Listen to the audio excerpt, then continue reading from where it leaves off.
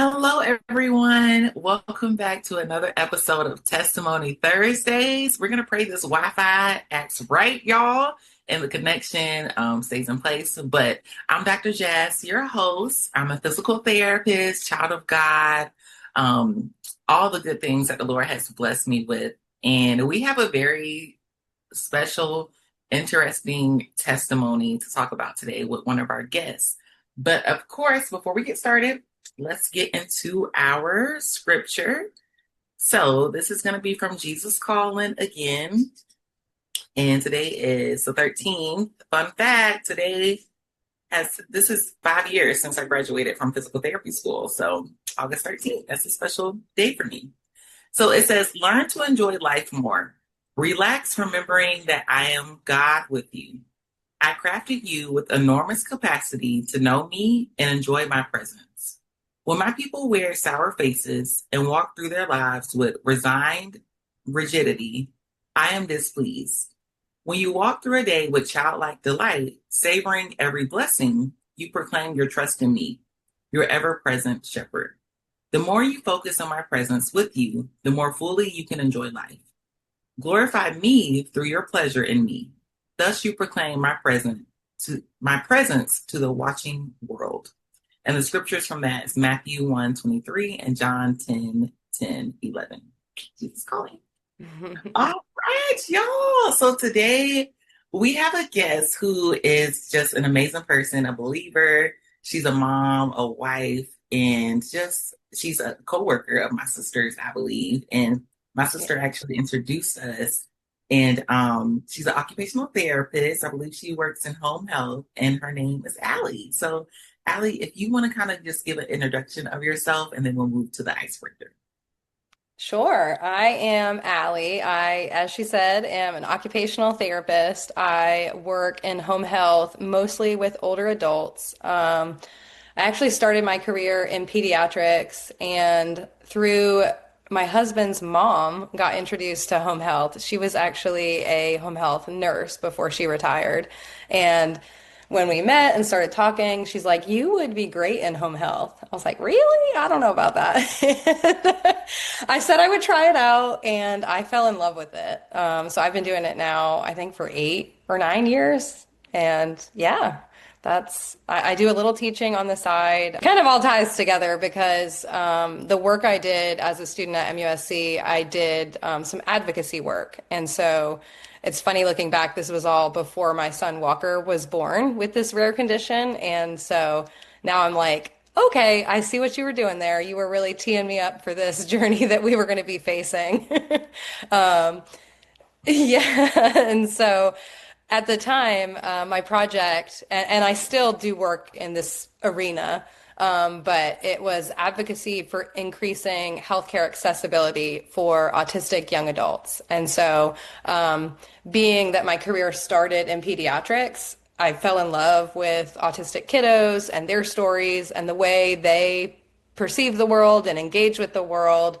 And then when I transitioned into adult home health, there are a lot of older adults that maybe don't carry a diagnosis with them, but it's when you've worked with autistic children, it's very easy to see the similarities. And so these are a lot of times adults that are alienated in healthcare, and they're said to be like the non-compliant ones, the ones that are difficult, that are rigid, and I realized as a practitioner, I think we're doing something wrong. We're not addressing their needs in a way that is meaningful to them. And all of these autistic children that we treat like it's only in a pediatric setting, they're autistic their whole lives, and they're going to grow up and they're going to have heart attacks and diabetes and fall and break a hip. And we, as healthcare providers, need to be better trained to handle that population and to serve them in a way that's meaningful to them and will ultimately lead to better health outcomes. So not to get derailed from the conversation we're having, but that was kind of my journey as an occupational therapist and led me to the work that I did in advocacy for that population, that now is kind of carrying into my work for my son. Oh my gosh. Okay, we're derailing because we have so much to talk about. We I do. know that with your background. So very similar with me too. Like I was practicing primarily in pediatrics, and then Okay. now I'm in home health with geriatrics. But even hearing you talk about like your advocacy work that you've done, I think my sister told you about the Lynn program that I tell people about. Okay, so Yes, yes. I did my Lynn program through MUSC. Oh, awesome. Yep, yep. So that I kind of have that connection there. But you're right. So I was just talking about this like 2 days ago with one of my friends, how now that I work in geriatrics, of course, when we have kids who have disabilities, cognitive impairments, autistic, cerebral palsy, Down syndrome, they become adults. And Mhm. then they're gonna still need care. So I work with a lot of adults who do have like autism and like Down syndrome. And I had somebody with his diagnosis was so outdated, but he had cognitive impairments and he fell and broke his tibia and he had surgery. And I was working with him, and so it's like all of these different things that come into play, and we can use our gifts that God has blessed us with in our education in different settings. And it just all comes together. So thank you for sharing that. Oh my gosh. I Absolutely. do have a little icebreaker. I feel like the ice is already melted, but we're still gonna do it. So I have a couple questions about really home health, but if I would have known you got a pediatric background, I would have added some of that. But it's would you rather? So, would you rather do two occupational therapy evaluations in a day or four patient treatments? That is such a loaded question because there are so many factors. Um, I Ooh, that's a tough one. I love the evaluations. I primarily do the evaluations, and I love that because I'm there to gather their story and gather what's important to them and what makes them who they are and what they've been through and how I can help or how our team can help get them back to that or get them to that, whatever it is they want to accomplish.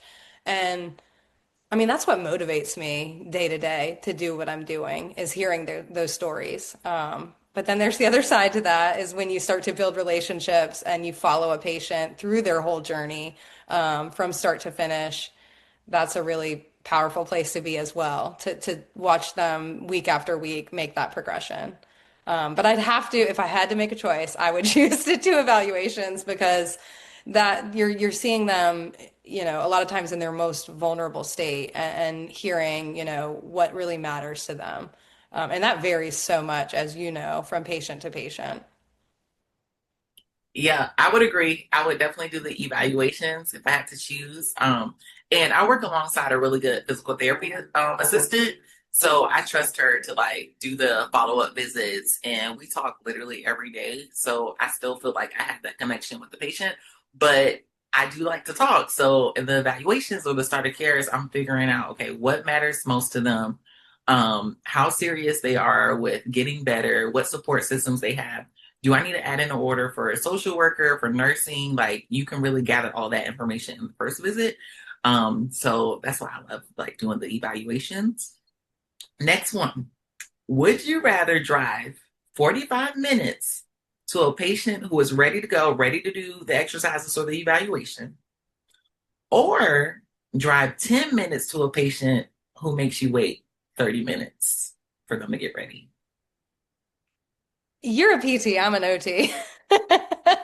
So I'd probably pick the second one because I would make that part of their assessment. I would be like, let me see you get ready. And if you need any help, I'm here to help. But just kind of watching that process is my evaluation. So I mean, that's like the perfect scenario for me. And I always tell my patients when I call them, especially for my morning patients, I'm like, you do not need to get ready for me. I will see you in your nightgown, no disrespect. You show up as you are, and we will make it work because, they're fresh out of the hospital. They're not feeling great. If I want to come see them at 8:30, 9 o'clock, I don't expect them to be, you know, ready for showcase. Like just be who you are. I will take it as it is, and we will do this together. We'll get ready together. So definitely the second one for me. That's a good point. I didn't even think about that. I was thinking yesterday I had a patient. I call all my patients Miss Nancy.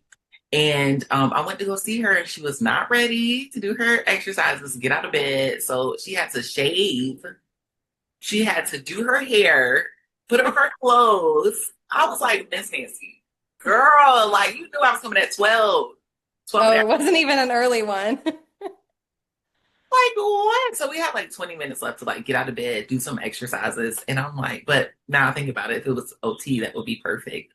A perfect scenario. And then the last one, would you rather AI documentation or old school way of documentation, traditional?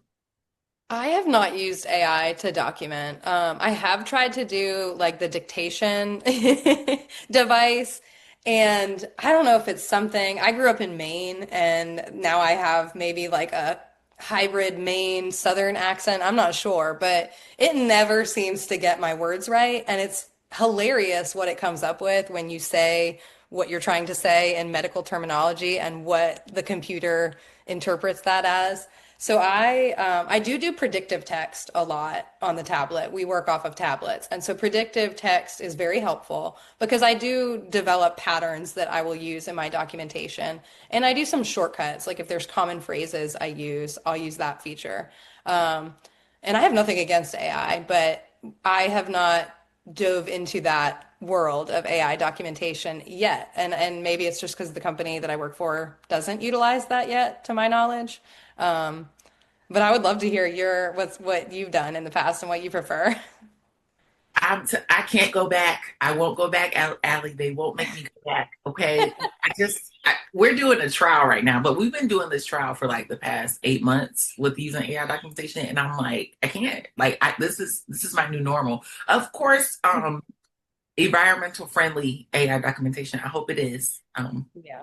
Yeah. But other than that, I mean, it's been a life changer. I'm like, it's 2026. I can't go back to doing it how I was doing it 5 years ago. Like, no. I But mean, I don't know. You said you graduated 5 years ago. My clinical was like the last round of paper documentation. That makes me sound like a dinosaur. But and my last rotation, we still had the physical charts that we would write, shorthand documentation. And you knew to sign your name and draw the line at the end so that nobody could like go in and put anything right after your documentation. I mm-mm, know. I mm-mm. know. I'm showing my Cheers age, to you. but Cheers to you. I'm like, I'm so glad. I'm glad things are changing and it's yeah. changing for the better. With that being said, you're a clinician, but you also have multiple sides of you that we kind of talked about a little bit earlier. And technology is improving and it's helping out a lot of people, a lot of families, a lot of patients, a lot of children. So I would love for you to be able to talk about Walker's journey and the new um, technologies and medications and procedures that are available to help him. Yeah. So when Walker was born, the first thing they told me was that he had a bruise from the birthing canal. And I remember one of the providers was like, "That's a really interesting bruise pattern." And I was like, "Don't call my baby interesting. Like, how dare you?" And then, as time passed, the area on his face and scalp was more pronounced, was redder. The next information we were given that it was a hemangioma, which is a relatively common vascular tumor, malformation, whatever you want to call it, that impacts infants. And he was put on a medication to a beta blocker to slow the growth of that. And he didn't have any side effects from the medication. He responded fine to it, but it was pretty clear right away that medication was not stopping the growth of whatever it was that was happening on his face. So we went 6 months without a real clear diagnosis. I mean, to this day, we really don't have a clear diagnosis. There's not other cases that necessarily look just like his, but we certainly have a lot more answers than we did at that point. Walker had his first surgery when he was the day after he turned 6 months old to remove two vascular tumors that were within this larger kind of stain that they had identified. So he had some redness, and then within that, he had really rapidly growing vascular tumors. And so they would bleed with, babies roll around in the crib. They are touching their face all the time. They bled very, very easily and very rapidly. So it wasn't just like dab it, put a Band-Aid on, it stops. I mean, there were vessels within the tumors because that's what it was made up of. And so there was blood flow, to that area constantly. And so the volume of blood that would come out of them was scary. And so he had his first surgery at 6 months old, and they identified through laboratory work that it was a pyogenic granuloma, or that's what it appeared to be under a microscope. And anytime you look up pyogenic granulomas, they typically occur in isolation. They can recur in that one particular area. They're surgically removed, and they tend to resolve on their own. A lot of times they're related to hormonal changes or pregnancy, or trauma to that particular area of the body. In his case, there wasn't really a clear cause. Within a week after that first surgery, we could see new growths coming, which was really scary. I mean, and within a month's time, we could clearly identify 10 new tumors within the larger stain. And, we're still taking this daily medication that doesn't seem to be doing anything. We don't have any new information. They were running some tests to rule out a condition called FACE syndrome. It's PHACES. It's a collection of symptoms that children sometimes can have if they have a segmental hemangioma. And so they ruled out any kind of brain involvement, eye involvement at that point. So they felt clear that he did not have FACE syndrome at that point. So that was a dead end. I mean, not that we wanted that to be the answer, but we wanted some answers. And so they kind of ruled that out. And, we really didn't have a clear path forward. And, like a lot of people do, I turned to the internet and was like searching for vascular malformations, vascular tumors, what I could find on the topic. And I came across the Vascular Birthmark Foundation group. It's a nonprofit. It was started by a woman whose child was affected by a hemangioma 30 plus years ago. And she started this group because 30 years ago, there really wasn't a lot of information on vascular anomalies, vascular malformations, vascular tumors. And since then, they've connected, I mean, I probably should know this, but like thousands, hundreds of thousands of patients across the world with the right providers, because this area of healthcare is really challenging because it doesn't fit clearly in oncology. It's not a cancer. It doesn't fit clearly in dermatology because it's not always just on the surface. Sometimes these vascular malformations are within other tissues. It can affect like lymphatic tissue and deeper vessels than just the capillaries, which Walker's is primarily capillary that's affected. He has what's called a capillary malformation, and then kind of getting all over the place. But through the Vascular Birthmark Foundation, I reached out to their director, Dr. Linda Rosel Shannon, and right away she was like, you need to consider that is not what they have said it is. It's not a hemangioma, that those are pyogenic granulomas, which we kind of already knew from that first testing, but that the only way that you could get rid of those was to surgically remove them, that no other treatment would really take care of that. And at that point, I was like, okay, this is more complicated than just our local medical team. We need someone who this is what they do. And so she gave me the name of a provider 3 hours from us. And, what did I have to lose by emailing him on a Saturday? I was at a nonprofit event for the nonprofit that I work with. And one of my friends there kind of lit a fire under me. She was like, you have to be the biggest advocate for your kid. Nobody else is going to be. And I was like, you're right. She kind of like got me angry. I'm like, you're right. Like we should have more answers than we have right now. And so I sent him a few pictures of Walker's face, and keep in mind, this is a Saturday, and 10 minutes later, my phone rings and I see the area code and I'm like, oh, okay. It's the doctor. And he is like, I'm driving, but that is not a a hemangioma. That's a capillary malformation.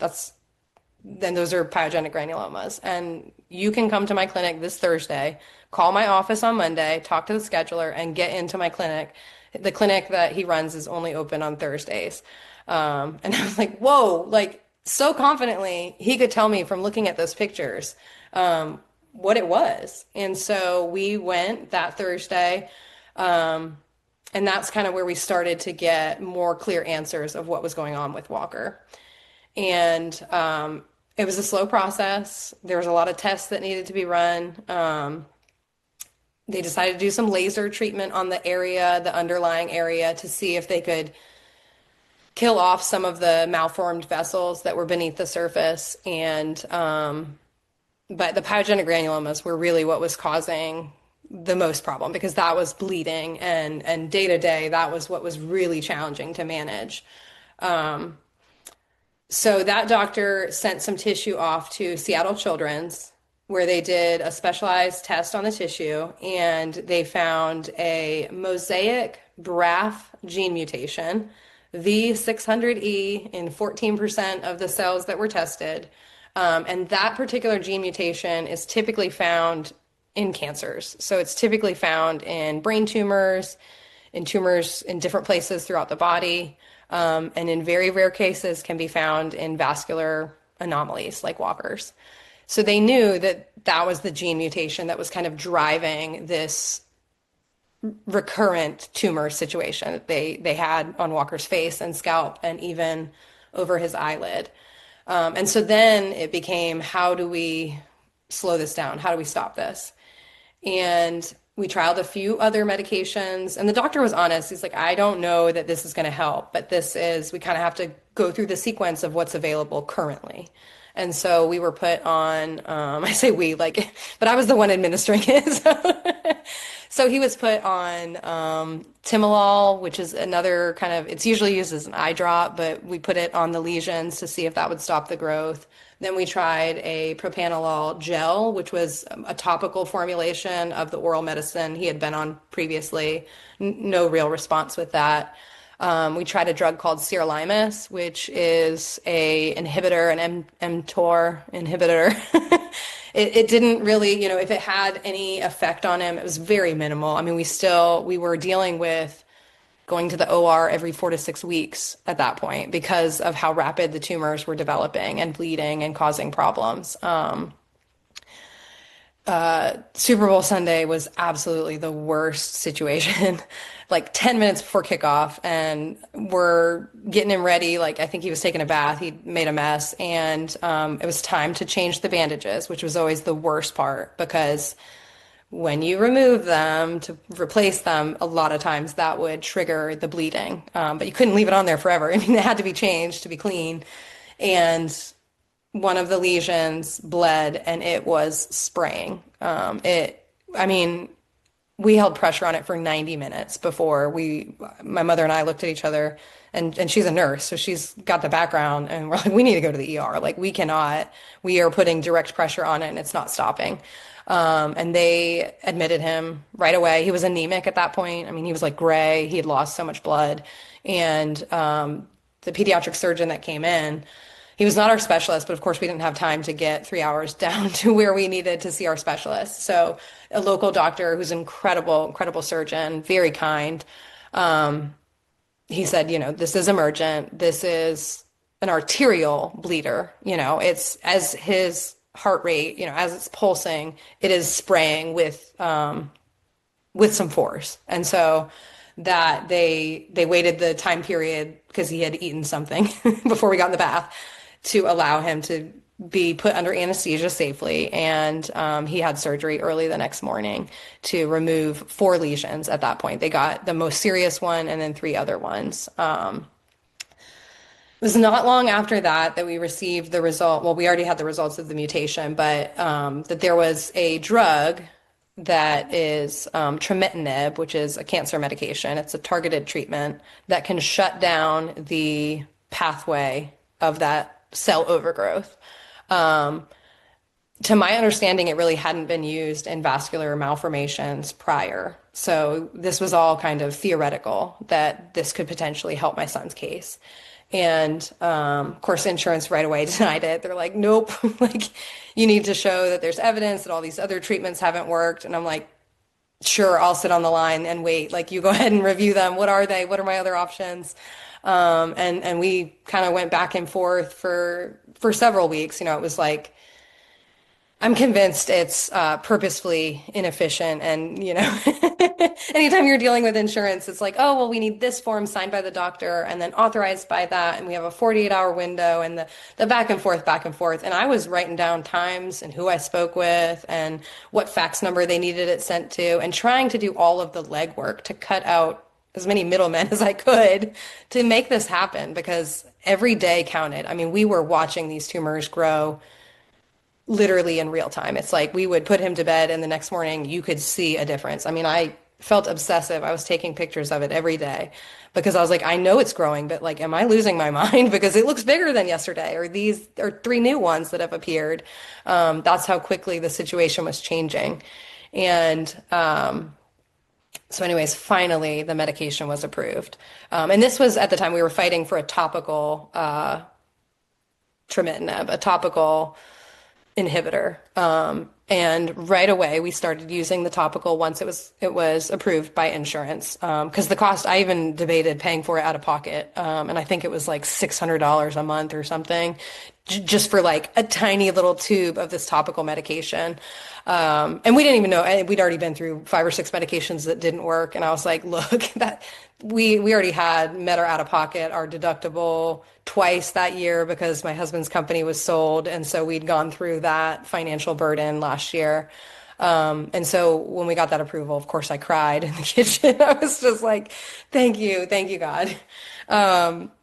And so immediately we saw the tumors calm down and the growth slow down. And so we knew that drug was doing what it was supposed to. It was stopping that vicious cycle of cell production in his face and in the tumors. Unfortunately, it caused tremendous irritation to his face. He developed really bad eczema all over his face, like not just in the area we were applying it to. And then the scalp lesions still continued to be really challenging. Even with the topical, we were applying it within the hair, and those continued to grow even with the topical medication. And at that point, we had made the decision to stop the laser treatments. We did not feel like we were seeing the results we needed to see. The pyogenic granulomas were more problematic than anything. And we didn't know if maybe the laser was like aggravating that more because that's every time you have laser, it's a trauma to that area. And so we then transitioned to a more comprehensive team, a specialized team, 3 hours from home.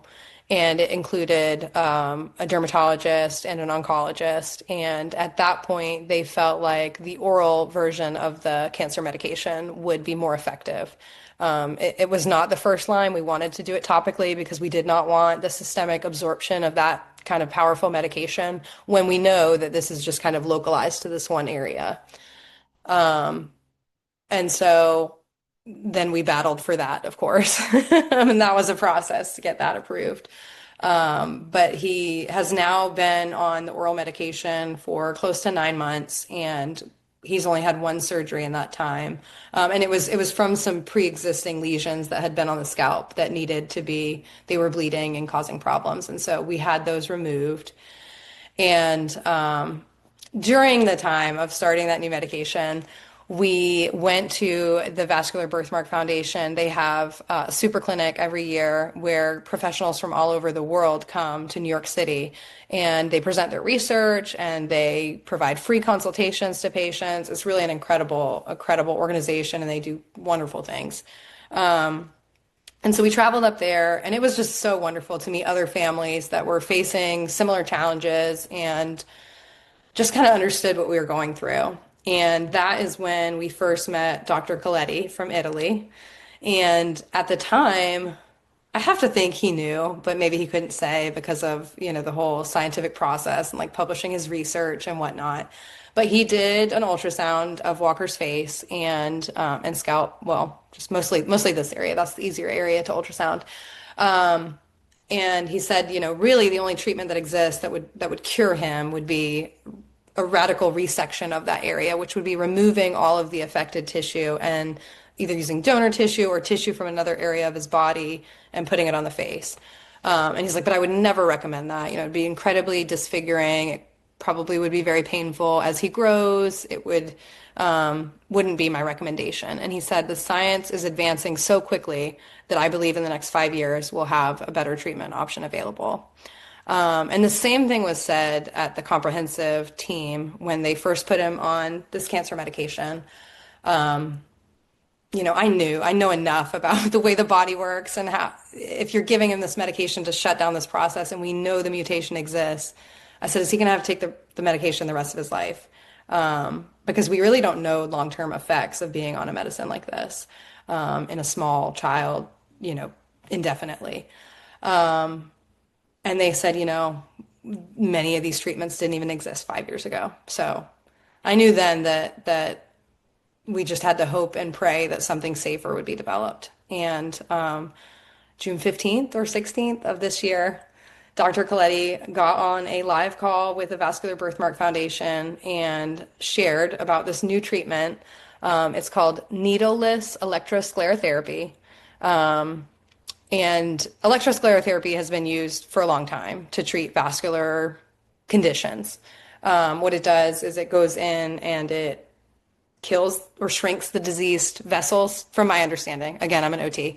But so that electrosclerotherapy is not anything new.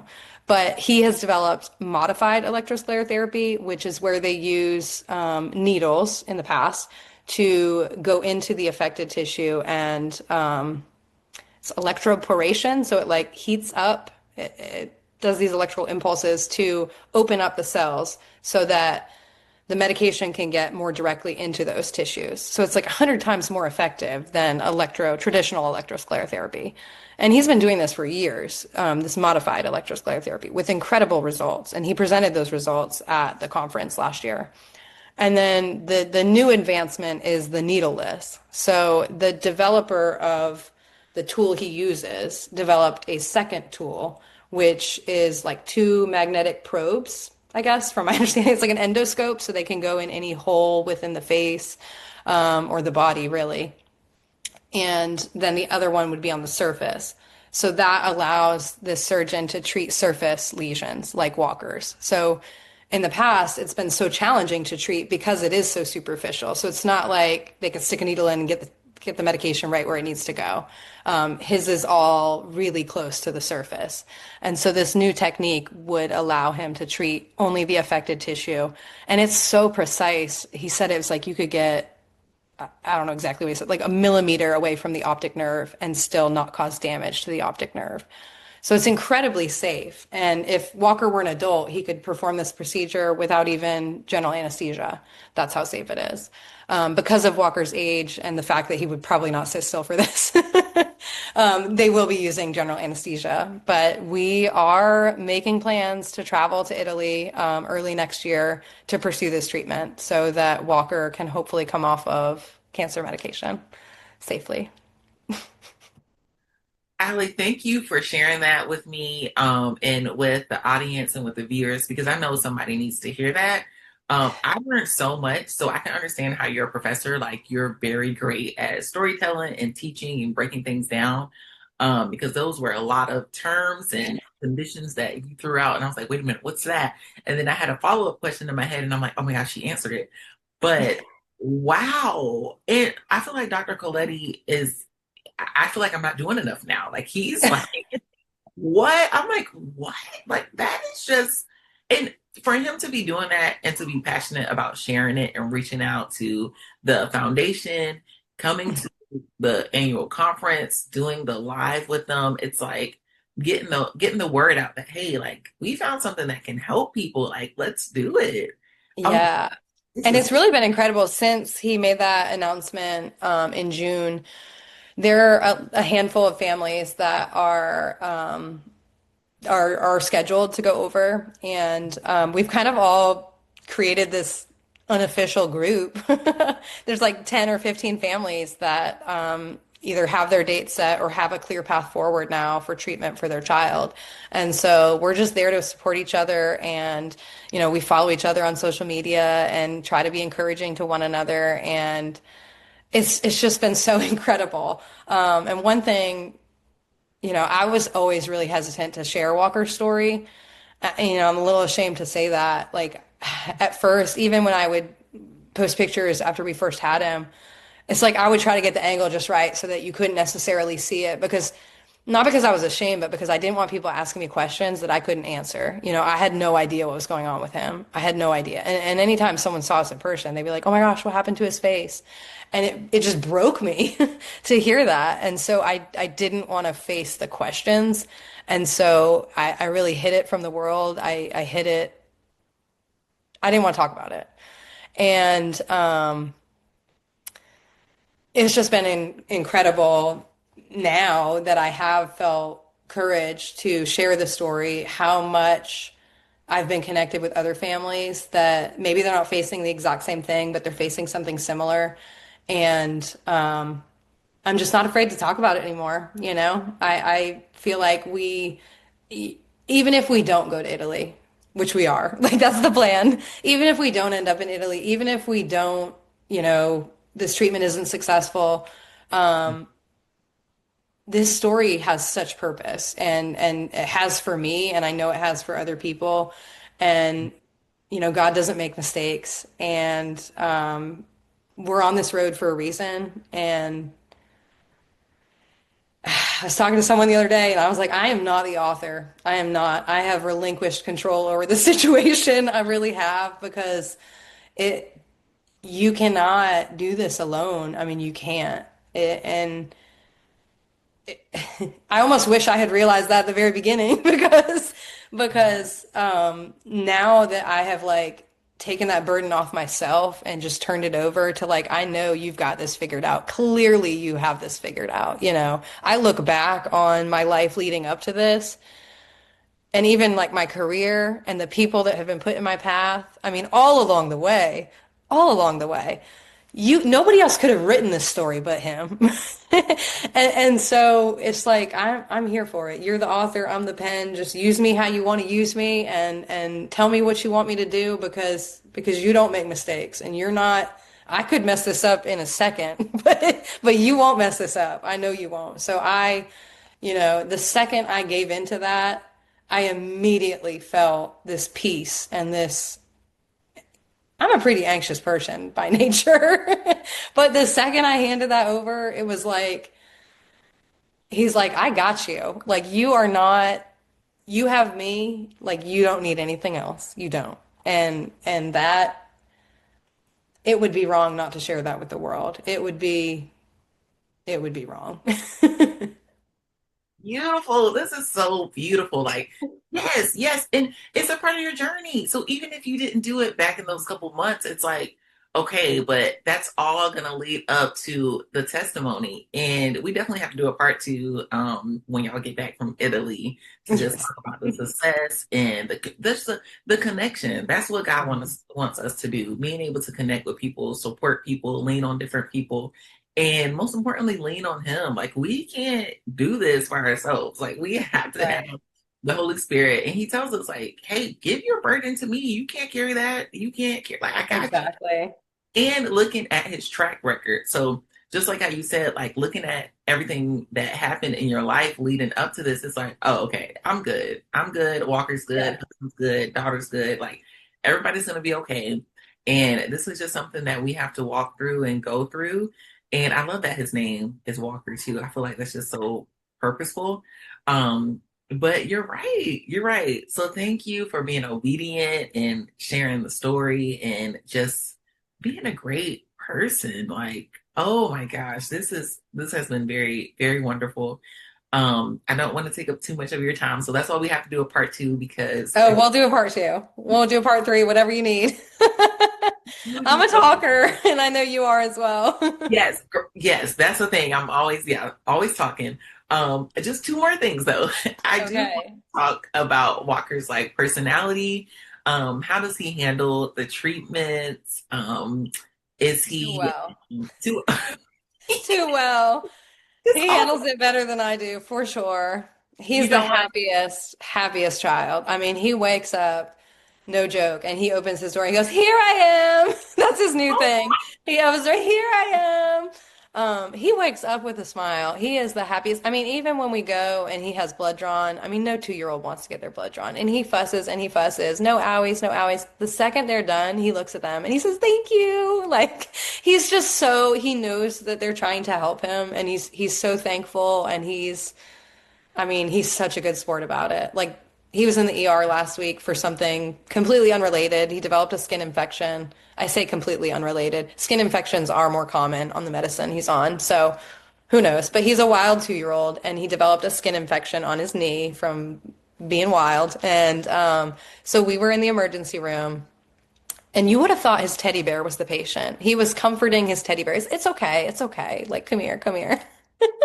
It was so sweet. Like he thought we were just there for a visit. Like, hey, I'm not sick. I'm just here to say hey and entertain everyone. And he's got the most joyful spirit. He really does. And that carries us through some hard days for sure. Like he strong kid. no, that's why I wanted you to talk about that because even when I see your post, I'm like, he just looks so happy. Like, and it's us that that's doing the worrying because of course we have wisdom and we're like, okay, wait a minute, what's going on? Especially if you're in healthcare, it's like, and if you work in pediatrics, Yeah. we're able to catch and like pick up on different things. Like, wait a minute, and then you have a lot more questions too. But I wanted to bring it back to the devotion today. So it says, when you walk through a day with childlike delight, savoring every blessing, you proclaim your trust in me. And I feel like that's kids are the perfect example of that. Hmm. Especially kids who do have certain conditions where it might make it seems like it's going to make it a little harder for them to get through life or have to go through medical treatments, but just joyful, a delight, happy. And it's like that's something that we can learn from them as well. So thank you, Walker. Absolutely. Yes. Precious. Yeah, that's why I wanted you to hit on that point. But how we end every episode, we kind of did it already. But if you have anything else to add on a test that you're going through or a test that you've been through that led to a testimony, I know we talked about a lot, but Yeah, I mean, I go back. It was honestly the day before I met with your sister, to be honest, that I really had a difficult but powerful day, I guess you would say. It was a regular kind of work day, and I was just feeling really discouraged. Like, who do you think you are? Because a big part of what I feel called to do during all of this is help other families with his story. I just feel like we can't do anything immediately, but what we can do is support the families that are traveling over there before us, and then also trying to connect with existing nonprofits, even if it's not specifically for Walker's condition, because it's so rare. But other nonprofits that exist that maybe they're already doing good work to support families like ours. I have a little bit of nonprofit background, and maybe they can use his story to kind of bring good to other families. And, a lot of times people just don't know these nonprofits exist. So I'm trying to do a lot of digging up on what those are and how they might be available to help families in the future. And then what I'm trying to do is put together kind of like a resource guide for future families that are facing this. And then just, opening up and being obedient and sharing his story, which was not easy for me, like I said. But in just doing that, being able to connect with other people. And so I had just had a day where I started the day in scripture and then I was still kind of feeling discouraged. And that whole day was just instance after instance after instance of him showing me his faithfulness and like, I will not let you down. So this isn't, you say, who do you think you are? This isn't about you. You know what I mean? This is about me and who I am. And what a relief that was because it's like, I am nothing. He is everything. And if this is his work, like I will just do what he asked me to do and I'll stop questioning it, even if it sounds crazy, you know? So I got to meet incredible people that day. And it was like, you just lined them up perfectly. These were people that I wasn't supposed to meet. It was like a chance interaction. I met one woman who'd had a brain tumor in her 30s and she ended up having a stroke and she had this incredible testimony. And I just was like, you knew I needed to meet her today. You knew it. And so we connected. And then, who's the next person I meet? It's not even gonna sound real when I tell you. I swear this happened. The next person I meet, she's like, I just got back from overseas. Um, and I like kind of looked and I'm like, don't you dare. And I said, what did you do? She goes, I worked with medical missions my entire career.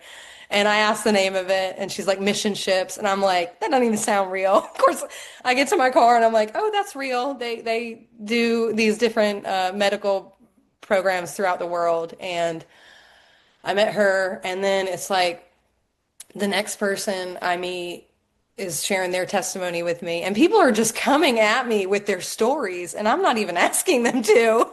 And I'm like, okay, I get it. Like, man, maybe I need to put the Bible down. Like you are approaching me so strong right now. I felt like, those red flag moments where it's like, are you being love bombed? Like, work on someone else for a second. You are just throwing so much at me. And it's like, people say their cup is overflowing, and it was like it wasn't a cup overflowing. It was like pressure was building up, and if I didn't release some valves, it was gonna like explode. So I tried to turn the radio on and like tune out my mind. And the song came on, and it was all about opening your mouth and sharing what's in your heart. And I'm like, there you go again. Like, quit, leave me. And I mean, it just continued all day long. And then I had forgotten about this mom's group that was getting together that night. And I had already lined things up with my husband. He was going to put the kids to bed. Like, we'd already figured it out. And I had forgot because it had been such an overwhelming day. Um, and here we go again. I was like, thank you. That's what I need. That's what I need to go have a beverage with my girls and enjoy myself. And I get there and I sat down and immediately we just start sharing Walker's story and testimony and I get a water and I have nothing against drinking, but I'm like, I don't even want to drink right now. I just want to share what's going on in my life and what God is using me for. And it was pouring out of me. So, anyways, that was the day before I met your sister. And so I was just blown away with it was like the moment I was like, okay, you have this. I understand. And then the waterfall of things that happened that day. It was like, okay, I don't have this, you do. That's all that matters. You're going to see us through this. You already have it figured out. And I don't need to know what that looks like. I don't. I just need to listen to what you're telling me to do. Easy enough. That's it, Allie. We just need to listen because if we knew, it's like, but no, I'm not gonna do that. I'm not gonna do that. And it's like, Exactly. so You can he talk yourself out of anything. anything. It's like, oh no, that's too hard. No, thank you. And it's like, no, like you should go through this. But thank you. And that's why I have the podcast Testimony Thursdays because somebody asked me, I think when I one of my mentors from church, like this was like 2 years ago, they asked what like why do you believe in God and why do you believe in Jesus? And a lot of the answers are, oh, like our parents taught us to do this, and but when you get older, like your relationship changes. And for me, it's like through testimonies. Like I love hearing people's stories. I love hearing miracles. So I think too that's why I like being a physical therapist because we do get to witness different miracles within the healthcare field. But just hearing stories, I'm like, okay, like there's something bigger than me out here. There's no way that because humans, when we look at humans, I'm like, we mess up everything. So there's no way that this is our doing. Um, but yes, thank you so much. This was a great episode. Oh, well, Yeah, good. I'm glad. girl, this was awesome. I hope I get to meet you in person too before y'all take y'all's Yeah. trip. So yeah, because are you in Green, South Carolina? Okay, Yeah, yeah, Greenville. Yep. yeah, yeah. So And we're not going till early next year. And even then, I think it's estimated about 10 days of travel. So we'll still be in Greenville. yeah, We'll still be coming back to Greenville. yeah, we gotta do something in person. I would love to meet your family. Yes. And then maybe Jackson and Walker can like meet too. Oh, absolutely. Well, and what's funny is I don't know if you know the full story about Deanna and I and how we actually met. Did you know that story? So my daughter is 5 years old, and so her and Jack are really close in age. And I walked into my manager's office, and she wasn't complaining, but she was kind of just like, I need to figure out a situation because I've got this student that's pumping breast milk for her child, and I need to put her with a mentor. And I was like, you knew that I am too. Like, I just got back from maternity leave. I said, put her with me. And so Deanna and I rode around together for like 12 weeks. I don't know. And we would take breaks every couple hours because our kids are just a couple weeks apart, I think. So my daughter and Jack are really close in age. And it's just funny, like watching lives kind of not parallel, but like the journey that Jack's story has taken her on. And then our journey and how they've kind of been interwoven all along. It's like she was supposed to be in my life and vice versa for sure. Just Ooh, with all she's doing with Jack's sensory program and yeah. yes, yes, definitely. I got to get her back on the podcast for the part three. We got to do with Jack Sensory Farm. So I'm excited to talk more about that. But I remember her telling me something about that. Yeah, it was another chance situation where it's like right place, right time, and Yeah, yeah. here we are. Ordained, I'm telling you. Well, thank you, Allie, and thank you all for listening. This is another episode of Testimony Thursdays. You can follow us on Instagram and TikTok at Testimony Thursdays and at Dr. Jasmine Blocker. And then, Allie, if you wanted to share your social media or your email or any way people can contact you, that would be great too. Sure. We are on Facebook, Instagram, and TikTok. Y'all, I'm not good at TikTok. I just make the videos on TikTok. I swore off TikTok for years. Like I resisted as long as I could. And then this situation happened, and people were like, it's the easiest platform to record your videos. And so I do use it to produce the videos, but we are mostly on Instagram and Facebook. On Facebook, it's Walking Hope Walker's journey with a rare vascular malformation. And I think the Instagram's linked on there. So I hope you will follow our story. I try to do a mix of kind of journaling month by month the past and then leading up to where we are now. And then I try to throw in some cute, just playful videos of him now because he is such a joy and he carries it so well. So Well, thank you all, and I will see you next week on Testimony Thursdays. thanks for having me.